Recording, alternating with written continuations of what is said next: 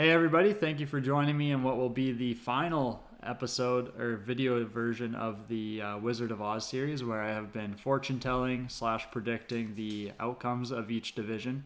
This last episode will be the AFC South, and then I'll be doing an article on the NFC South, and that will be coming out later this week, or it depends on when you see this actually, but it'll be out before the season starts anyways. Getting right into it, we've got the Indianapolis Colts, where Andrew Luck has retired, and it's sad boy hours in this house. I mean, Jasper's been moping around ever since. I've been moping around ever since. He was one of my favorite players, so fun to watch. Even though he turned the ball over a lot, like that was kind of the risk you were getting with Andrew Luck. It was big plays or nothing a lot of times throughout his career. And it really sucks that we never got to see him vie for a championship, typically at the hands of yours truly, Tom Brady. But had to get that little jab in there. But it does suck to see such a talented young quarterback go. I mean, he was only 29 years old. And, I mean, what more can I say? That team was going to be a Super Bowl contender this year. And which kind of leads me right into it.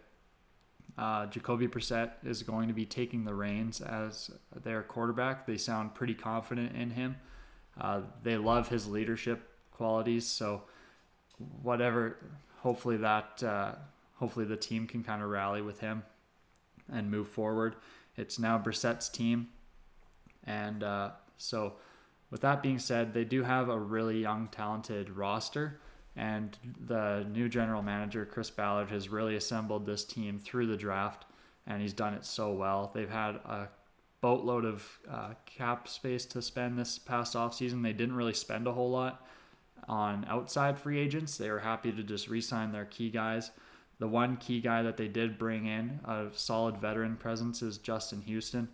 He's in his 30s, but he's still putting up pretty good numbers. And when he's healthy, he's going to be a really good rotational piece on the edge and getting after the quarterback. You put him on that defense that already had like Darius Leonard. They just drafted Ben Benogu, who looks like he's going to be an awesome pair for Darius Leonard, those two really fast athletic linebackers. And then they had Pierre Desir, who was their breakout corner last year. They signed him to a big 3-year deal. And then they just drafted Rocky Sin. He was a corner from Temple, and he was projected to be a first-round pick at some time, and or by some people. And he got drafted in the second round by the Colts, so that was their first pick. And you just add to that defense that, I mean, it wasn't terrible last year, but it wasn't great. And now you surround Jacoby Brissett with a well-rounded roster that really can still make a push for playoffs. Now it's just at the hands of Jacoby Brissett, and they went out and got, at the time it was getting Andrew Luck weapons, but they tooled up this offense by drafting Paris Campbell from Ohio State. He was a guy that I wanted the Patriots to draft. I mean, I want the Patriots to draft all the best talent, and Paris Campbell was up there as far as one of the top receivers. So they draft him in the second round. They got Devin Funchess, who was the number 1 receiver for the Panthers. I think putting him in more of a number 2 role with the Colts will be really good. Put him opposite of T.Y. Hilton and just kind of let him go get those highly contested balls that the Colts fans have grown to know and love and will miss from Andrew Luck. But even if Jacoby Brissett plays average, I do think that this team is a winning team. Whether they can win 10 plus wins, that remains to be seen. The Wizard had to go back to the lab or the lair or whatever they have, and really like try to figure out this one. Without Andrew Luck, they are a 9-7 team, and that is that. But before Andrew Luck's injury, they were as high as 12-4 at times. Like they could have really been up there for one of the best teams in the league. So I do think that even with Jacoby Brissett, they are a winning team. So 9-7 for the Indianapolis Colts. Moving into my favorite team in this division, it's the Houston Texans. Unfortunately, they're not set up to succeed on offense right now. Their offensive line has so many question marks. Deshaun Watson can only take so many hits before his body starts to deteriorate. And I really hope that the Texans make a move here for an offensive lineman, for an established offensive lineman. They went out and drafted Max Sharping and Titus Howard in the first and second round. Flip it around. Titus Howard was the first round pick and Max Sharping was the second round pick. So they're trying, but those were both reaches for the prospects that they were. So they're just not kind of making the right moves in that regard. They do have Jadeveon Clowney on the trade block, their outside linebacker, who has really kind of turned it on over the last year or two. Injuries have been a problem with him, but he has turned it on. And last year, I think, was his first full season. And, I mean, he didn't disappoint. He's so athletic, and he's just such a big body. It's absolutely unreal. But so you hope that, or I hope, as like a closet Texans fan, and Texans fans probably hope that if they are going to trade Clowney, it's not for a receiver like has been reported, but for an offensive lineman like a Trent Williams from the Redskins. I think that would be a perfect swap. You add the Redskins add to that pass rush that's already going to be crazy, and then they get rid of Trent Williams, who doesn't seem to want to play there anymore. And, I mean, everybody wins. But if they can do that, I believe they're a 10-plus win team. Unfortunately, as of right now, that's not the case. They just lost their their number one running back in Lamar Miller to a gruesome ACL injury. He tore that, had a helmet hit his knee, and it wasn't a very pleasant sight. So not ideal. And their secondary, one final note on the Texans, they went out and kind of revamped their secondary. They went out and signed Bradley Roby from the Broncos. They kind of swapped corners. And Tashawn Gibson from the Jags, who was just cut. So Gibson's going to pair up with Justin Reed in the safety spots. And that's a really good safety tandem. That could be up there for one of the best this year if Tashawn Gibson has some left in the tank. I know at times 2 years ago when the Jags made their push, Gibson didn't look that great. So, I mean, if Justin Reed is one of the young stars in the league at safety and you pair him up with a veteran like Deshaun Gibson, I do think that this secondary can make some noise.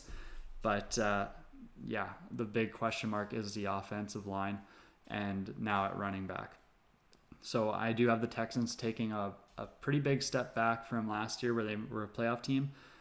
Jasper's losing it right now. He's not too pleased about this, but the Texans are going to finish 8-8, and yeah, it sucks because I do want to see Deshaun Watson succeed, but they really need to figure it out. I noticed I took a little bit of time talking about those two, so I'm going to do the Titans and the Jags real quick. The Titans, Marcus Mariota really has to prove himself this year. It's his contract year. They just they just traded for Ryan Tannehill from the Dolphins, so they have one of the best quarterback rooms as far as depth. So if Marcus Mariota goes down again with injury, which has been a problem for him, then they have Ryan Tannehill. Unfortunately, he's also battled injuries before, so hopefully they can, between the two of them, they can get 16 full games out of a quarterback. And I do think that the front office really surrounded whoever is playing at quarterback with a lot of talent on there. They've got Derrick Henry and Dion Lewis at running back, and then they just drafted A.J. Brown from Ole Miss. He was DK Metcalf's teammate, and A.J. Brown was actually projected as top 3 receiver prospect in the draft, and he fell all the way down to the second round as well. So I love that pick for them. And they signed Adam Humphries from the Tampa Bay Buccaneers. The Patriots almost signed him, but ultimately he went with the Titans because he had promised them. He wanted to be a man of his word. Like, what is that? That's so Gen X. So there is no shortage of weapons for whoever's at quarterback, but ultimately I do think that and with the defense too. I mean, I forgot to mention the defense. On paper, this is one of the better defenses in the league. And I do think that if this team can play up to their potential, they could be a top 5 defense.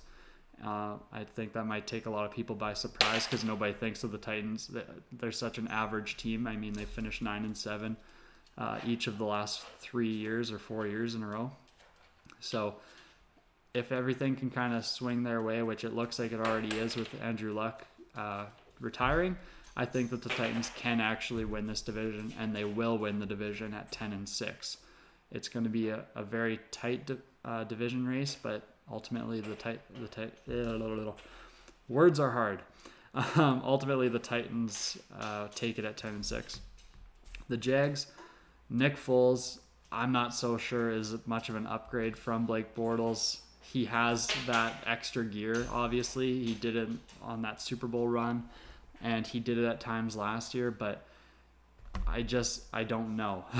I really don't know. Was it Doug Peterson that made him great? Was it Frank Reich? Was it John DeFilippo? There was all these like excuses or reasons why he was excelling with the Eagles. I personally think that it could have been a combination of how talented that roster was. It was one of the better receiver rooms, one of the better all-round teams. So I don't know how it's going to work. The receivers in Jacksonville are not even close to the talent level of the Eagles, and that's my biggest concern right now. Is you have Leonard Fournette at running back, but he keeps battling injuries, and we're still not so sure that he was worth that 4th overall pick. Like, we don't know that he can really alter the team that much. And then the receiver room, D.D. Westbrook, I believe, is the projected starter or wide receiver 1. So I do like the potential there, but I just don't see how Nick Foles is going to be able to untap that potential. And I do like what they did on defense, though. They went out and drafted another defensive end or outside linebacker in Josh Allen, who looked like he was killing it in preseason. So he looks like an absolute beast. And so just too many question marks on offense for them. Defense is looking really freaking good. They continue to have one of the better defenses.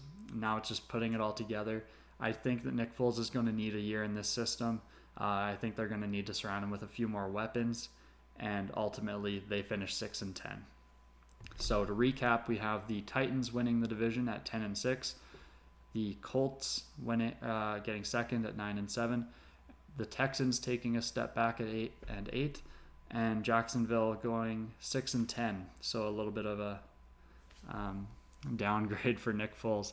But thank you guys for tuning in, to the Wizard of Oz series on YouTube here.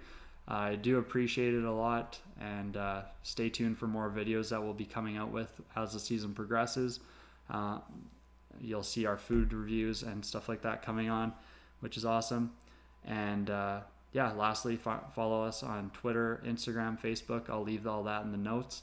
And you can find me on Twitter and Instagram at AustinPaul_. That's Austin with a Y, not an I. And it's not Aston. So, I appreciate it, guys and gals. And, see ya. Oh, nice.